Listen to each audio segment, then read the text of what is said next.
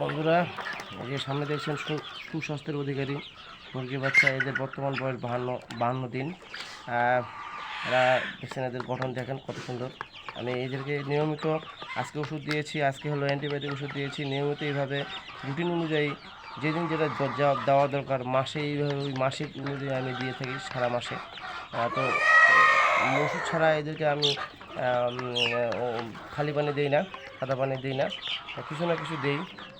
কখনো লেবুর রস দিই, কখনো চিনি দিই, মানে এদের কোনো ঘাটতি রাখি না। যাক, এই জন্য এরা সুস্বাস্থ্যের অধিকারী হয়েছে। দেখেন কত সুন্দর এদের গঠন, কোনো পাগুলো দেখেন কত লম্বা লম্বা, এই যে পাগুলো দেখেন। যাক, এখন কথা হলো যে আপনি যত্ন করলে রত্ন পাবেন, যত্ন যদি না করেন, মানে এক কথা হলো যে তাদের এই মুরগি বাচ্চাগুলো হলো সেবার উপরে, যত্নের উপরে।